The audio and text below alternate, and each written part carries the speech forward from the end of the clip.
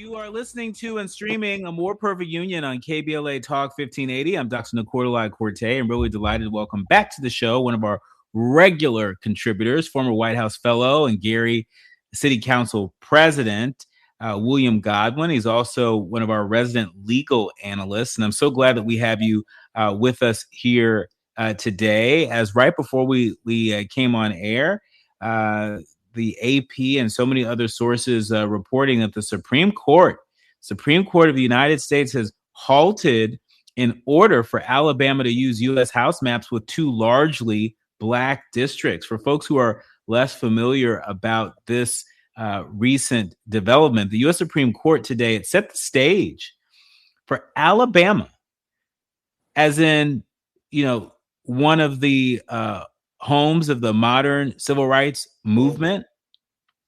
We can't think of Alabama and not think about the struggle for voting rights in places like Selma and Montgomery. Well, the U.S. Supreme Court today set the stage for Alabama to get rid of one of two largely Black congressional districts before this year's midterm elections, creating an opening for Republicans to gain an additional U.S. House seat in a partisan battle for control of the closely divided chamber. Now, the decision, it follows a Supreme Court ruling in April that struck down a majority Black U.S. House district in Louisiana. Stay with me, y'all. They struck that down as an unconstitutional racial gerrymander, and they significantly weakened a provision of the Federal Voting Rights Act in the process. Alabama officials have pointed to the Louisiana case, and they said, well, wait a minute, they're allowed to do that there, then why not here? And so they've pointed to the Louisiana case as reason for the Supreme Court to end a judicial order to use a court-imposed House map until after the 2030 census. The High Court overturned that order and directed a lower court to reconsider the case in light of the Louisiana decision. And so that could really free the state to instead use a map approved in 2023 by the Republican-led legislature that includes only one district where Black residents comprise a majority. And so, look, to me, it's clear that the far-right conservatives are playing dirty, that this is the worst-case scenario. What is happening is, in fact, the thing that NAACP Legal Defense Fund President Janae Nelson had argued before the U.S. Supreme Court.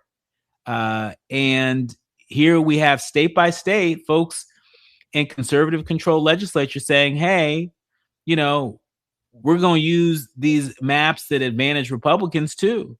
We're going to draw out these Black districts too. And so, William, I want to give you a chance to react and also correct the record if I'm not clear enough on any piece of this.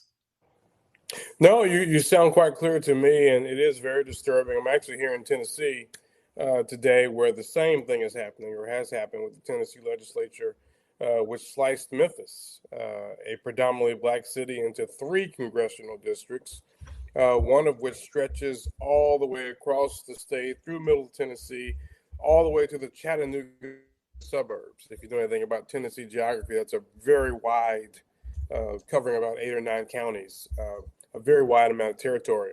And so it is unfortunate what Alabama and Louisiana and Tennessee and others are talking about doing and in fact have done. And I'm hopeful and encouraged at the end of the way is on the case. They've already filed a lawsuit in Tennessee, basically saying that the governor had a duty to be very specific about why he was calling the legislature back in session. And so we'll see where that goes. And we'll see what Alabama does. I know it was a hard-fought effort. I think it was Congressman Figure's district near Mobile, Alabama, that was carved out a couple years ago to have that second majority-minority district. I'm not sure to what extent it might affect Congresswoman Terry Sewell, whose district I know goes, I think, parts of Montgomery, parts of Birmingham, and even Selma. So it's going to, I hope, whether we're talking about Alabama or Tennessee, that we can only do so much legally because, as you note, the state legislatures have a lot of power in this realm, but we can exercise our vote to the fullest extent possible. And I'm hopeful, and I've had conversations with everyday people who are not politicians, not known activists, who are fired up. And so, with the vote that we have to definitely use it, because even though they have, in some cases, made more Republican districts, they have weakened solidly Republican districts by adding in populations that tend to vote on the more Democratic side. I mean, this is just terrible. This is just terrible, and you know, you certainly would know this better than I would, William. But is it possible that we could see the Congressional Black Caucus, sort of cut in half or cut by a third if these current southern states stick to their plan, and more importantly, if other states decide to join them? Well, I think you're right, and I think at least a third. A good number of the representatives do come from New York and California and some of the East Coast states, which are not following this particular pattern. I know there's even talks about South Carolina, which only has one black congressman, Congressman Clyburn. But I think one of the reasons their governor is holding back is because he realizes the extent to which you will likely maybe create two lean Democratic districts, depending on how you carve it up, because you can only do so much. My concern is that there's going to be an effort almost every 2 years, right? So in Indiana, for example, where I live, the Republicans decide not to do it. Even though they have a supermajority in the House and Senate, 5 of those senators were challenged by President Trump, and they lost their seats last week. And so now you'll have 5 new members. And so my question is, what will it look like next year, right, in the Indiana legislature when it comes to reconsidering redistricting for 2028? And so if we don't have some kind of legal decision from the Supreme Court level to sort of rein in this mid-census redistricting or this perpetual nonstop redistricting every time you have an election, it's going to be quite chaotic and quite confusing to voters, to candidates. And I think what you're going to see, and one of the reasons that the Indiana Republicans were against redistricting in Indiana, is because the power of the rural versus urban dynamic in representation. And so very often they're stretching these districts very far out to encapsulate rural Republican voters, which means that the people who are in the big cities, which will have a critical mass, Republican or Democrat, will have the advantage in terms of being the candidate selected to represent a wide geographic area. So it kind of it disenfranchises in many ways the rural voter too.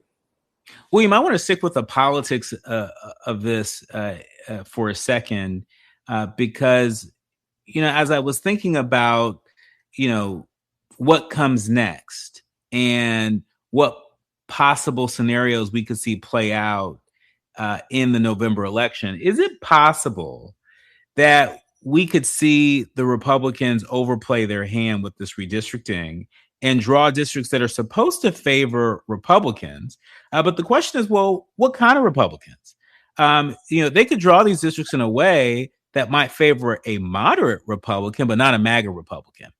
And so if it's a choice of a MAGA Republican and a blue dog Democrat on the ballot, it seems to me that in the South, we may see blue dog Democrats, maybe more blue dog Democrats than we think, win races when pitted against MAGA candidates. But it also seems to me that if that scenario comes true, it may throw a monkey wrench in the national agenda of Democrats, right? Because when it comes to, for example, reforming the Supreme Court, I suspect that blue dog Democrats are going to be less interested in doing anything radical, implementing any radical change to the courts. And that's just the Supreme Court stuff. We're not even talking about some of the other issues that are on the national agenda of Democrats. But what say you? Well, I think you're right on. I think that there will be more blue dog Democrats who will have a better chance, right, of winning these districts that were formerly lean Democrat or solid Democrat that will now be lean Republican. it's hard to say solidly Republican because even if you look at, so several years ago, Nashville in Tennessee was carved into 3 different districts, right, to get rid of a Democratic seat after the last census. And so what you saw last fall when we had a congressional district that Trump won by, I believe, plus 15 or plus 20 votes during the presidential election, there was a Democratic candidate who lost by, I think, 5 points. And so that was a solidly red district that has shown promise to go on the Democratic side. I think when you look at these kitchen table political issues, I was talking with a Republican just last night here in West Tennessee. When you look at inflation, when you look at people's opposition or concerns about the Iran war, when you look at the cost of gas, when you look at the confusion around the ability to get student loans and which particular jobs are considered gainful. There's just so many issues that I think will bring together an interesting mix, right? An interesting mix of people who will want to go a different direction. But those candidates have to speak to those kitchen table, everyday issues that are affecting everyday people. And so I think you're right. Some of the stuff maybe around student loan forgiveness, or LGBTQ issues, or any of the sort of cultural war issues, I think we'll have to take a back seat on the party's national agenda because you won't have congressmen who are able to do that. And that's the problem when you're constantly running for reelection as a U.S. congressperson. And if legislatures are going to operate where they constantly change the boundaries in order to favor certain types of candidates to their particular liking, then that adds even another layer of concern, right, for incumbents who fear a radical legislature that literally in Tennessee, they had it done in 3 days. Yeah. No need for a vote like what happened in Virginia, which unfortunately now is looks like it's headed to the Supreme Court, U.S. Supreme Court, because the Virginia Supreme Court has struck down the Virginia vote to redistrict there. So it's really crazy what's happening, and this all got started with Trump in Texas, and now we're in a wild ride of sorts. A very wild ride indeed. Speaking of kitchen table issues, there are families that are going hungry because of Trump's food stamp cuts. NBC News reporting that this is an enormous issue since the law was enacted, and we're talking about a law, Trump's marquee legislation, the so-called Big Beautiful Bill. Well, that law extended tax cuts for the wealthy and corporations while cutting $187 billion from the SNAP program. Now the consequences of those cuts are showing up on Americans' kitchen table since the law was enacted. Just last summer, about 3.5 million people have fallen off of the SNAP rolls nationwide. And no state has been more dramatic. No state has seen more of a dramatic drop than Arizona, which offers a window into what may be in store for other states. When we come forward, William, I want you to read the political tea leaves on this. We know Arizona is a purple state. Yep. And it is a state that is a bellwether state as we begin to think about not just 2026, November 2026, but as we think about 2028. We're going to talk about the SNAP factor in this year's elections and in 2028 when we come forward. You're listening to and streaming A More Perfect Union on KBLA Talk 1580. More with former White House fellow and legal analyst William Godwin. You are listening to and streaming A More Perfect Union on KBLA Talk 1580. I'm Dr. Nii-Quartelai Cortay, and I'm joined with William G. Godwin. He is a former White House fellow. Double click on the former. And also former Gary City Council president. He is one of our resident legal analysts, and we are grateful for him.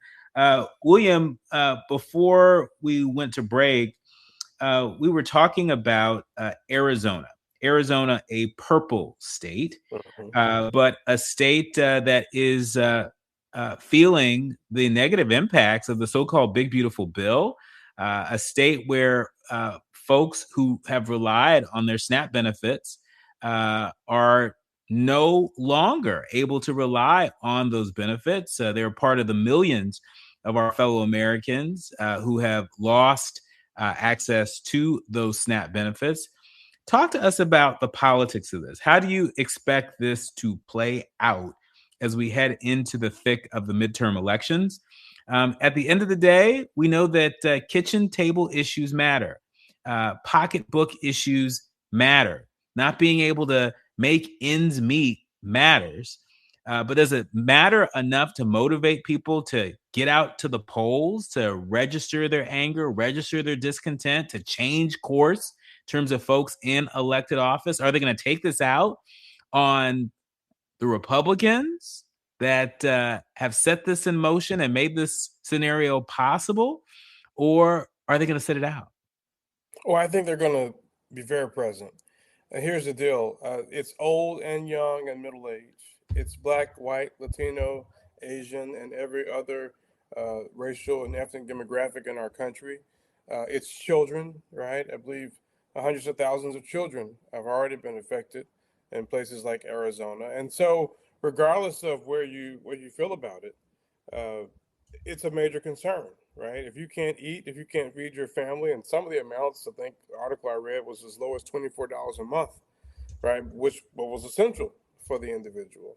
You look at a lot of the food pantries are supported not only by churches, but also other nonprofit organizations who I think will use their own megaphones, right? Their own networks to sort of highlight this issue that their residents and their neighbors are experiencing. So, look, the work requirements are pretty egregious. The ability to distinguish who can and can't work, who's able to work, different types of jobs that are available to someone has made it administratively taxing, right, on departments that are already overstretched and often under resourced to actually administer the programs, even without the additional requirements that were put on last year with the one big beautiful bill as it is called.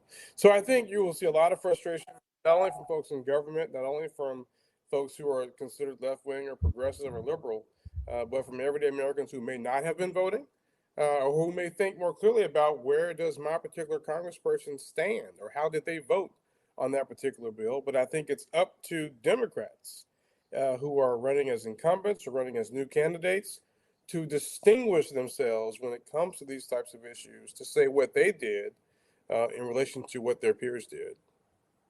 Now, I think it's also worth noting that as NBC News has reported, Arizona has moved more rapidly and aggressively than other states to enact the federal government's expanded work requirements, which a lot of proponents of the legislation argued would push people off federal assistance and into the labor force. The state has also increased the amount of documentation that people must submit when applying for food stamps. And they put new review systems in place to avoid hefty federal penalties for states with errors over a certain level, a requirement that Republican backers of the change argued would root out waste and fraud.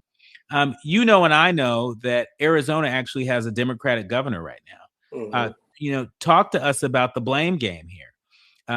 Does this reality make it a little bit more murky for Arizona voters, particularly infrequent voters, low propensity voters?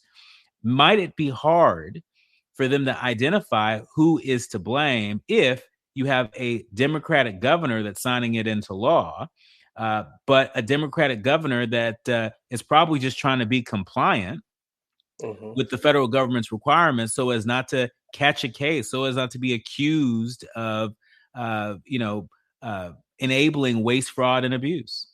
Yeah, this Democratic governor is simply executing the laws from the federal government, which are supreme, right, and are required in order for the federal funding to continue to flow, even at its lower, diminished levels, right, with all the added requirements. So I think it's important for that governor to explain why they are doing it and explain who has caused them to do it. And so that'll be very important. It could be in some ways in a plan, right, to really let you see what it means to support Trump, right? Yes, the governor maybe could delay it, maybe try to say they need more time to be able to comply, but why wait till December, right, or January, when people may have made a choice that doesn't reflect the reality of the policies of the current administration. So I think in many ways it may be good to let you get a real taste, a real feel. Unfortunately, many will suffer of what the party and what the congresspersons and what the president, what they want. What is their agenda? Let's feel it. Let's see it. Let's hear it. Yeah, I mean, I just think it's also important for Democrats to offer as much contrast as they can from, the cup of pain that Republicans are dishing out from Washington. Governor Katie Hobbs of Arizona, is the 24th and current governor of Arizona, and according to sources, she's focused on strengthening government efficiency and increasing workforce development, among other things. That's great. There's nothing wrong with that. But, we all know that there's a way to do it that's actually going to create harm. And there's a way to do it that helps to reduce harm. And unless you're having that conversation out in the open, people, particularly low propensity voters, people who don't follow politics as closely as we all do, right? They're left to wonder, well, who is it that I have to blame? And so we can't wonder when elections come around and people say, well, it's the lesser of two evils, right? They don't, it's a distinction without a difference, no? Well, I think so. And to your point, if you don't make it clear, right? We know Senator Mark Kelly, who is not a favorite of this administration, right, is also associated with the state of Arizona. And so there could be a lot of factors, right, that's going into the governor's decision, even beyond what has been publicly stated. There's a lot of fear for states, right, in terms of getting resources completely cut off, right, and finding yourself in court trying to defend what you feel you were due. And so I can imagine a world in which the governors just wants to be compliant, wants to ensure that there's no penalties that will affect even larger amounts of residents and potentially other government deals. I believe that the Chips and Science Act, for example, has a lot going on with Arizona in terms of development and funding that was promised even a couple of years ago. So it's very complicated. I do think we have to distinguish who is doing what and why we're having to do certain things. But I'm hopeful that voters will understand that these are the laws that some of them either voted for intentionally or voted for by absentia November 2024. You got that right. You got that right. You know what else is true about the result of the 2024 election? Not only does it have consequences when it comes to people who rely on SNAP benefits and other lifelines, but we know that right now, 2/3 of folks surveyed say that Trump hasn't made the case for the Iran war. And so here we are sitting here with gas prices high as can be. I mean, I think these are some of the highest gas prices I can remember. I just fill up my tank and it's paid well over $8 a gallon here in Los Angeles. $8 a gallon. I've never paid that much for gas in my entire life. And here we are. But 2/3 of Americans say that President Trump hasn't made it clear for going to war with Iran. And almost as many are feeling the financial pinch from rising gas prices caused by the conflict. That's according to a new Reuters Ipsos poll that was released just today. On the other hand, though, William, the poll shows a slight uptick in Trump's approval rating to 36%, slightly lower than several other recent polls. A late April Reuters Ipsos poll had Trump's approval rating at 34%, which is the lowest mark for his second term. His highest approval in the poll this term was 47% in January 2025. What do you make of that? How is it that people are mad as HE double hockey sticks when it comes to the price of gas, but we're actually seeing an uptick in Trump's approval rating? Make it make sense, will you? Well, I'm no statistician, but I think a lot of this data does fall within the margin of error, right? So if it was 34% one month and now it's 35% or something along those lines, we could be operating within the margin of error, right? In terms of who was polled and what was particularly on their mind at the time. But if 67% or 2/3 don't understand why we're in Iran, that doesn't mean that they still disagree with other policies, right, that Trump supports, right? Whether it's aspects of the one big beautiful bill that people like. There's a lot of folks that, there's short-term rental benefits for people who own certain real estate. There's a lot of other perks, right, for people in a certain income strata to benefit from. And so there's a way in which one can not like the Iran war and not like the high gas prices, but you may like some of the tax policy. And so I think you do have some of those voters who are in that mix. But here's the deal: if 67% don't understand and don't like it, 33%, I suppose, do understand or have waived their concerns with it. And I'm sure that's certainly part of that mix of folks who are forever Trumpers. And we see them on social media, no matter what he does, what he says, from the Pope to any other dispute, right? They are with him 100%, even if they don't agree privately with folks. So I think there's that component that's going on as well. In our remaining minutes with you, William, I want to get your read on President Trump saying that he wants the gas tax to be temporarily suspended as the war in Iran extends into the 11th week and keeps oil prices elevated. He told CBS News this morning that he wants the tax suspended for, quotes, a period of time, and would want it reintroduced, quotes, when gas goes down. Now, look, you ain't got to read The Art of the Deal to see what's going on here. It seems to me that this president does not expect for this war with Iran to end anytime soon. It seems to me that this may be an attempt to quiet dissent among the Republican ranks, people who are getting antsy as we get closer to the elections, knowing that we, the people, are mad as HE double hockey sticks, right? And so, is this an attempt by this president to try and make us think that this gas crisis isn't really a crisis by suspending this gas tax? Well, I don't know what the exact percentage on the federal gas tax is, but I doubt it will make a tremendous impact, right, on the bottom line cost. I mean, I believe it's gone up like 15 cents in some areas. So currently, just so you're clear, currently the tax is 18.4 cents per gallon of gas and 24.4 cents per gallon of diesel. And so it's worth noting that suspending the gas tax would require an act of Congress. Oh, wow. And I'm sure they will all vote for it. Or the majority will. I think that, and they should, because everyday Americans, to the extent possible, who are trying to get to school, get to work, take care of their parents, get their children to daycare, should not be penalized because of our foreign policy, for which 2/3 of us don't understand why we're engaged in it. I know that some states, like Indiana, they rolled back their state gas tax, and I'm sure other states have been doing the same to try to ease the burden. It's politics, right? It can't be said that he didn't do anything, right, to try to get it down. And so I'm sure he obviously could have done this 8 weeks ago. No one anticipated the war. He didn't anticipate the war lasting this long, but I do think it's going to be a long effort.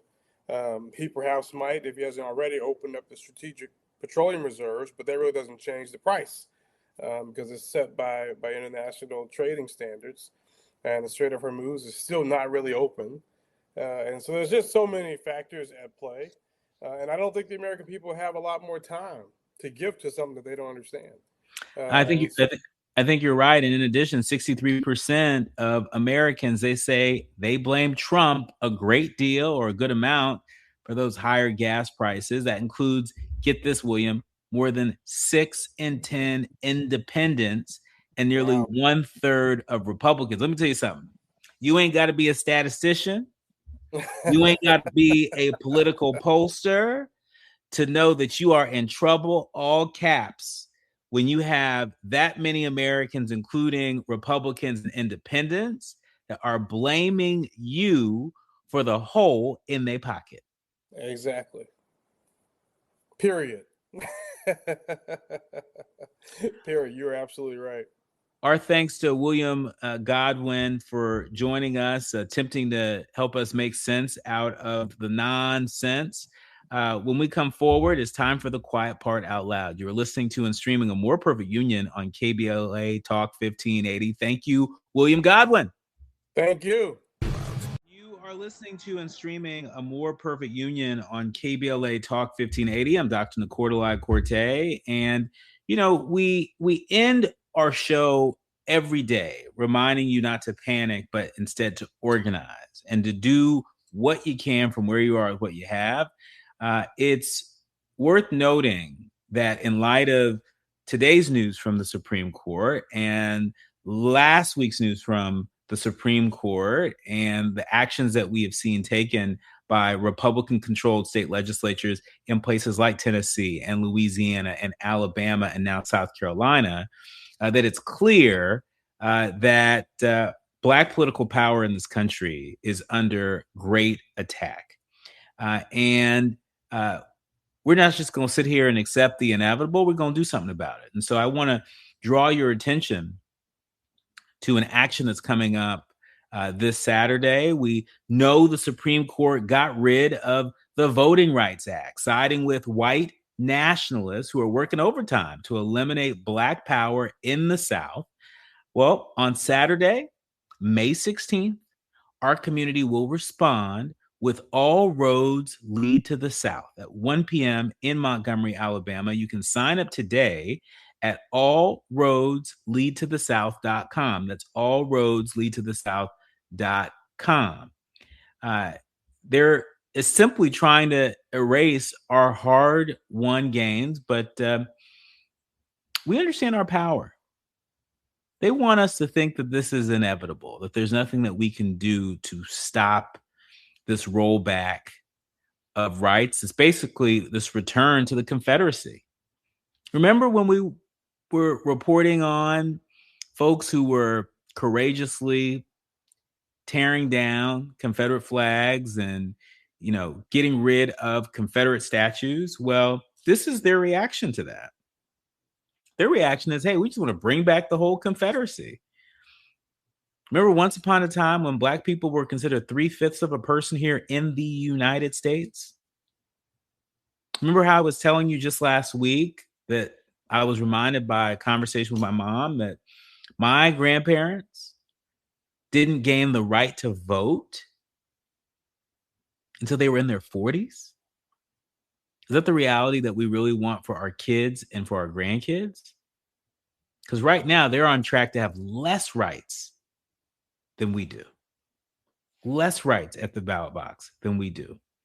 In fact, Black power equals Black representation everywhere, from city council to Congress. This shapes who gets hired as teachers and police officers, which neighborhoods receive investment, and whose concerns are taken seriously by those in power. It's worth noting that Black power in state legislatures, that equals police policy and criminal justice, use of force laws, qualified immunity, sentencing guidelines, and prison funding. That all flows from state capitals. Black legislators have historically been the loudest voices pushing back on policies that criminalize Black communities. It's also worth noting, as somebody who's a former staff person to an LA school board member, that Black power on school boards equals who teaches your children. Board composition, it shapes hiring criteria, curriculum, discipline policies, and who schools are funded, and how schools are funded within a district. A school board that doesn't reflect a community can systematically underfund or over-police Black students. So if you need a reason to tap in, if you need a reason to understand why this matters, there you have it. So again, I want to encourage you to go to allroadsleadtothesouth.com and be a part of the solution. Be a part of the solution. You can join that organized action in Montgomery. And you can also participate in some activities happening at different satellite locations across the country, but we all got to do something, because our Black political power that was hard fought, hard won, imperfect, but hard fought, hard won, is under great attack. And we need every tool in the toolbox in order to right the ship. You've been listening to and streaming A More Perfect Union on KBLA Talk 1580. When we come forward, we're going to be talking to the author of the new book, Torched, a story about the LA wildfires. You don't want to miss that right here on KBLA Talk 1580.